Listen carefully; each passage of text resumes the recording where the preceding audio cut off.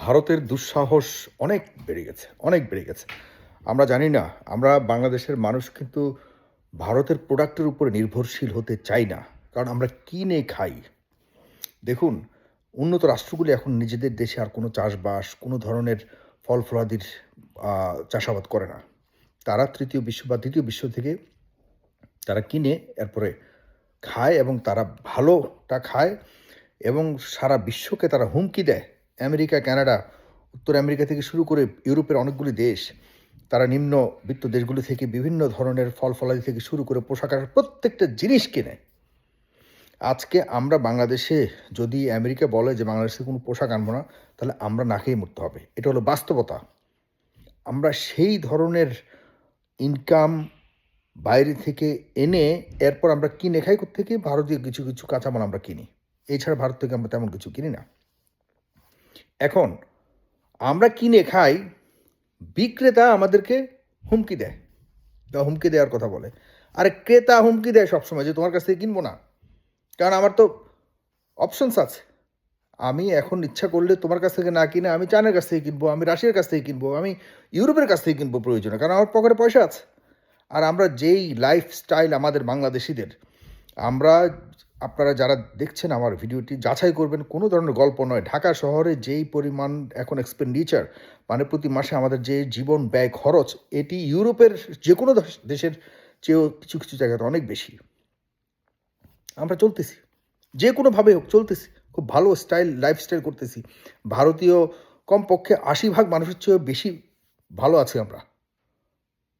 এই ধরনের জায়গাতে ভারত আমাদেরকে বিভিন্ন কারণে রাজনৈতিকভাবে ফায়দা লুটবার জন্য এই দেশের উপরে আবারও তারা কোনো না কোনোভাবে একটা মানে আমাদের দেশকে আবার ফ্যাসিবাদ অথবা কোনো পুরনো শক্তিকে এখানে আমাদের কাছে আবার আমাদের পলিটিক্সের মধ্যে কোনোভাবে ঢুকবার জন্য তারা বিভিন্ন কৌশল অবলম্বনের একটা অংশ হিসেবে ক্রিকেট খেলাকে তারা হাতিয়ার হিসেবে ব্যবহার করছে।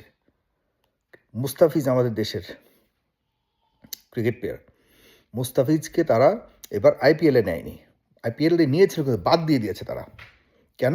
কারণ হলো ভারতের উগ্রপন্থী, সেই বিজেপির উগ্রপন্থী এবং আরএসএসের উগ্রপন্থীরা যারা রয়েছে তারা সবাই হুমকি দিয়েছে সরকারকে বা ক্রিকেট বোর্ডকে ভারতীয় যে মুস্তাফিজকে যেন কোনোভাবেই না রাখে। কারণ হলো সে বাংলাদেশি, কারণ হলো সে মুসলিম। এই ধরনের চিন্তার কারণে যদি একটা আন্তর্জাতিক মানে প্রভাবশালী, শক্তিশালী প্লেয়ারকে তাদের খেলা থেকে বাদ দিয়ে দেওয়া হয়, তারা কতটা নিকৃষ্ট মানসিকতার মানুষ হতে পারে, কতটা নিকৃষ্ট মানসিকতার মানুষ হতে পারে ভারত। ভারত আর কোনো স্বাভাবিক কোনো দেশের কাতারে পড়ে না। আমরা কোনোভাবে ভারতের এই ধরনের মানে হুমকি, এই হুমকি, ওই হুমকি, আলু দিব না, পেঁয়াজ দিব না। আরে বাবা, মাগনা আনি তোমাদের কাছ থেকে। বরং আমরা যে ইলিশ দেই, আমরা যে এই যে চিকিৎসার নামে মিলিয়ন মিলিয়ন ডলার প্রতি বছর দিয়ে আসি, এগুলি দিয়ে তোমরা ভালো থাকো। ভারতীয়রা তোমরা ভালো থাকো। Because we go there and spend money each and every month. There are lot of people goes to India to get just little service of treatment, and we pay a lot of money, huge money we pay. Just stop Bangladeshi people to spend money in India. Don't go there anymore. আমরা India আমাদের প্রতিবেশী রাষ্ট্র হিসেবে আমরা যতটুকু পরিমাণ আমরা সম্পর্ক রাখবো, একটা বর্ডার রিলেশন থাকবে, একটা এক্সচেঞ্জের ব্যাপার স্যাপার থাকবে। আমরা তাদের কাছ থেকে কত টাকার জিনিস আনি, তারা আমাদের কাছে কত টাকার জিনিস নেয়, এগুলো একটা ব্যালেন্স থাকতে হবে। আমরাই আনবো শুধু, তারা আমাদের কাছ থেকে কী নেয়? কী নেয় তারা আমাদের কাছ থেকে? প্রত্যেকটা সেক্টরে তারা আমাদেরকে শোষণ করছে, including culture, including media, including আকাশ সংস্কৃতি, সব কিছুর মধ্যে তারা আমাদেরকে ডমিনেট করছে। এগুলিকে আস্তে আস্তে ইয়ে করে আমাদের জাতীয়তাবাদ যদি আমাদের মনের মধ্যে শক্ত করে আমরা স্থাপন করতে না পারি, আমাদেরকে কখনোই এগোতে দিবে না তারা, কখনোই না। এখন আবার নতুন করে আমাদের নতুন সরকারকে নতুন এই সম্ভাব্য যে ২৪-এর পর যে পরিবর্তনের বাংলাদেশের আমরা স্বপ্ন দেখছি, সেটিকেও তারা নস্যাৎ করবার জন্য বিভিন্ন ধরনের ষড়যন্ত্রের অংশ হিসেবে এই আইপিএল থেকে মুস্তাফিজকে বাদ দিয়ে দেওয়া হচ্ছে। আমি বলতে চাই আজকে সবাই একসাথে বলবেন দয়া করে, আইপিএলে কোনোভাবে খেলা যাবে না, খেলবো না। এবং বিশ্বকাপে যে ক্রিকেট বোর্ড চমৎকার সিদ্ধান্ত নিয়েছে ইতিমধ্যে যে বিশ্বকাপে তারা ভারতে গিয়ে খেলবে না। আমরা বলতে চাই কোনোভাবেই ভারতকে জানিয়ে দেওয়া উচিত, বাংলাদেশে এসে ভারতের মন্ত্রীরা এসে দেখে যাক, আমরা খোলা আকাশের নিচে, তোমাদের মতো খোলা আকাশের নিচে আমরা আমরা এই টয়লেট ব্যবহার করি না। আমরা অনেক আগে, তোমাদের থেকে অনেক অ্যাডভান্স। আমরা শুধুমাত্র নিজেদেরকে ওই দেশে গিয়ে নিজেদের পার্সোনাল আর রাজনৈতিক ফায়দা লুটবার জন্য ওই দেশের মানুষদেরকে বা ওই দেশের পলিটিশিয়ানদেরকে আমরা মাথায় তুলে রেখেছি। হু আর দে?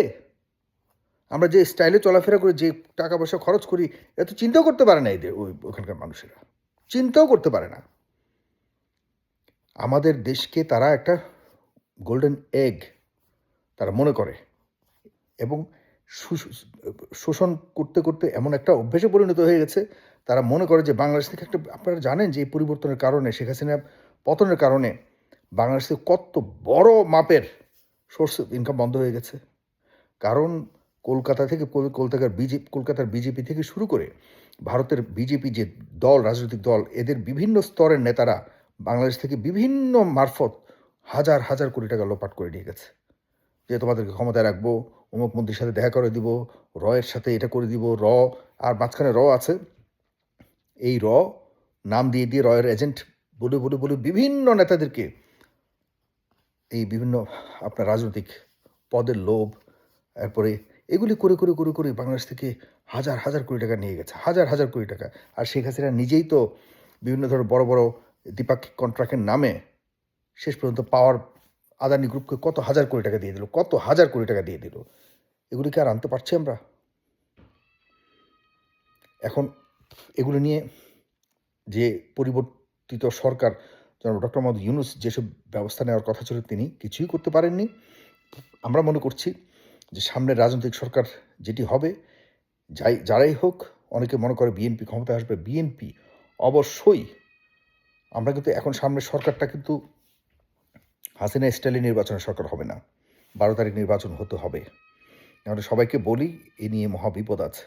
আমরা আমাদের গণতন্ত্রকে আগে ফিরে আনতে চাই, এরপর যেই আসুক তাদেরকে কতদিন মানুষ রাখবে না রাখবে সে নিয়ে পরে গণতান্ত্রিক উপায়ে, রাজনৈতিক উপায়ে আমরা আলাপ করব, সমালোচনা করব, আন্দোলন করব, রাজপথ কাঁপাবো, সেটি অবশ্যই গণতান্ত্রিক উপায়ে হবে ভবিষ্যতে। কিন্তু এখন এই দুর্বল সরকারের কাছ থেকে অবশ্যই ক্ষমতা নিয়ে সামনে নির্বাচন করতে হবে।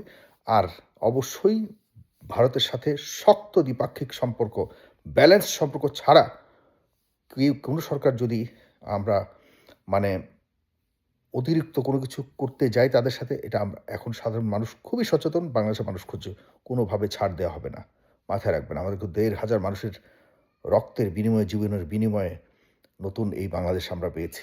এটি নিয়ে তাল বাহানা কোনোভাবে আমরা মানব না।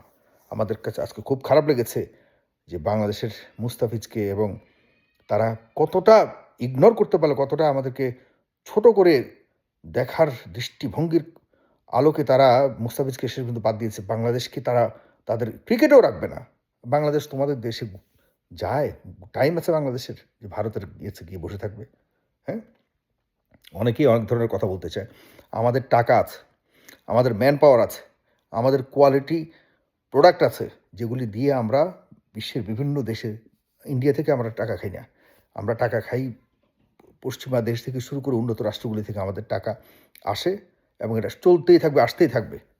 এই টাকা কখনো এই ফ্লো বন্ধ হবে না, বরং বাড়ছে। গত 3 বছরের চেয়েও বেশি রেমিটেন্স এই গত 6 মাসে যুক্ত হয়েছে। সুতরাং আমরা মরবো না না খেয়ে। তোরা মরবি যদি জিনিস আমাদের কাছে বিক্রি করতে না পারিস, ভারতীয়রা। প্লিজ, আমি খুব সাধারণ ভাষায় কথা বলেছি, অনেকে কূটনৈতিক ভাষায় বহুত কিছু বুঝাতে আসবেন, এগুলি করে করে আর নিজেদেরকে ছোট করবেন না, নিজের দেশটাকে ছোট করবেন না। ভারতীয়রা অন্ততপক্ষে জাতীয়তাবাদের কথা যদি তাদের মধ্যে দেখবেন, বুঝুক বা না বুঝুক, তাদের সার্বভৌমত্বর প্রতি তারা যথেষ্ট শক্তভাবে নিজের ঐক্যবদ্ধ থাকে। এগুলি শিখেন কিছু, মোটা মোটা মাথা নিয়ে খালি কথা বলবেন না, নিজেদেরকে বড় বুদ্ধিজীবী মনে করে করে মানুষকে বিভ্রান্ত করবেন না। আর ধন্যবাদ।